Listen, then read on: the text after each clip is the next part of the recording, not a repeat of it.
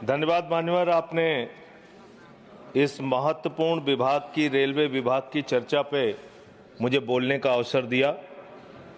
मान्यवर, भारतीय रेलवे के बारे में ये कहा जाता है कि जितनी ऑस्ट्रेलिया देश की आबादी है उतने लोगों को भारत की रेल प्रतिदिन एक स्थान से दूसरे स्थान पे पहुंचाने का काम करती है।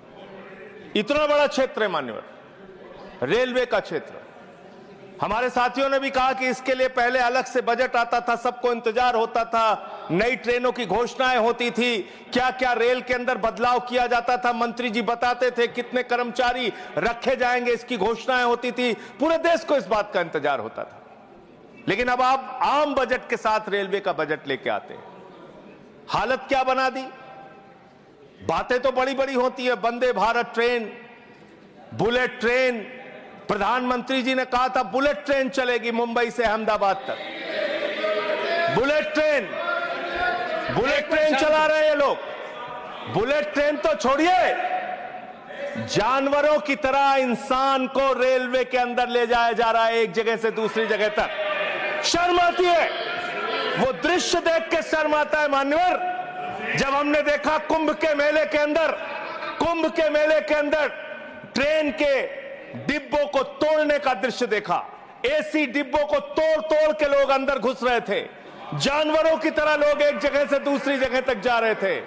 आम इंसान की जिंदगी में सिर्फ मरना लिखा हुआ है। कभी रेलवे के ट्रैक पे मरना है, कभी एक ट्रैक पे दो ट्रेनें चल रही हैं, टकराना है, एक्सीडेंट में मरना है, तो कभी दिल्ली के अंदर भगदड़ में लोगों की जान चली जाती है। आम इंसान की जिंदगी में मरना लिखा हुआ है। और रेलवे के कर्मचारी, गैंग्समैन मेरे पास आए थे मिलने के लिए। सर, उन लोगों का यह कहना था रेलवे ट्रैक पे काम करते हुए एक्सीडेंट हो जाता है, उसमें भी उनकी जान जाती है। यह हालत हो गई है रेलवे की आज। और रेलवे के बारे में सीएजी की एक बहुत गंभीर रिपोर्ट है। माननीय मंत्री जी यहां पे बैठे, और मैं दिल से कहना चाहता हूं, कोई यहां पे बैठे इसलिए नहीं कह रहा हूं, जब ये मंत्री बने पूरे देश को उम्मीद थी कि रेलवे के अंदर क्रांतिकारी बदलाव आएगा।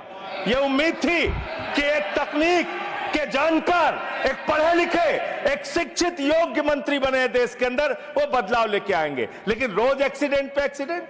जितना ट्रेन की पटरी पे ट्रेन नहीं चलती, उससे ज्यादा ट्रेन के बाहर, पटरी के बाहर ट्रेनें चल रही हैं। यह अव्यवस्था का आलम है कि यहां भगदड़ से लोगों की मौत हो गई, मंत्री जी को पता तक नहीं था। इसका मतलब इनके कर्मचारी, इनके अधिकारी इनको बताते भी नहीं कि इतना बड़ा हादसा हो गया। इसी दिल्ली में लोगों की मौत हुई। सर, मैं सीएजी की रिपोर्ट एक आई रेलवे के बारे में, उसके बारे में अपनी बात कह के अपनी बात खत्म करूंगा। 2604 करोड़ रुपए, 2604 करोड़ रुपए की गड़बड़ी रेलवे में पकड़ी गई। और इस गड़बड़ी के अंदर 834 करोड़ की गड़बड़ी ऐसी है जिसको मेरे ख्याल से मंत्री जी भी सुनेंगे तो शर्म आएगी। मुंबई से बांद्रा तक एक रेलवे के डेवलपमेंट का प्रोजेक्ट रखा जाता है, उसके लिए लोन लिया जाता है, उस लोन के ऊपर जो कर्ज का ब्याज दिया जाता है वो 834 करोड़ रुपए दिया जाता है, लेकिन वो परियोजना शुरू तक नहीं होती। मान्यवर, यह है अनियमितता का मामला आपके यहां। इसका स्पष्टीकरण दीजिएगा अगर आपको मौका मिले। और अंत में एक बात कह के खत्म करूंगा अपनी बात, क्योंकि समय कम है। मान्यवर, हम लोगों ने एक फिल्म देखी थी बहुत पहले, सारी दुनिया का बोझ हम उठाते हैं, लोग आते हैं, लोग जाते हैं, हम वहीं पे खड़े रह जाते हैं। ये कुलियों के दर्द के बारे में मैं बता रहा हूं। कुलियों के संगठन के लोग मुझसे मिलने के लिए आए थे 3 दिन पहले मान्यवर, और पूरे देश में 19,000 कुली हैं जिनको उस समय की 2009 के अंदर उनके लिए घोषणा की गई थी कि उनके बच्चों को नौकरी दिया जाएगा, उनको गैंग्समैन की नौकरी दिया जाएगा। लेकिन आज उन कुलियों की हालत यह हो गई है कि रेलवे के प्लेटफॉर्म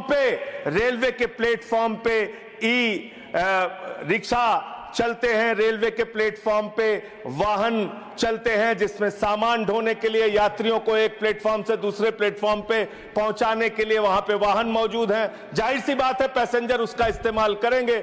इन कुलियों का दर्द कोई सुनने के लिए तैयार नहीं है। मैं आपके माध्यम से माननीय मंत्री जी से अनुरोध करूंगा कि जो लोग वर्षों से लोगों का बोझ उठा रहे हैं, उनके परिवार की चिंता कीजिए, उनकी गरीबी की चिंता कीजिए और कृपा करके ये 19,000 जो लोग हैं आज बेरोजगारी की कगार पे हैं, उनको कहीं समायोजित करने के लिए या उनके लिए कोई महीने की तनख्वाह की घोषणा, मदद की घोषणा सरकार की ओर से अपनी ओर से कीजिए।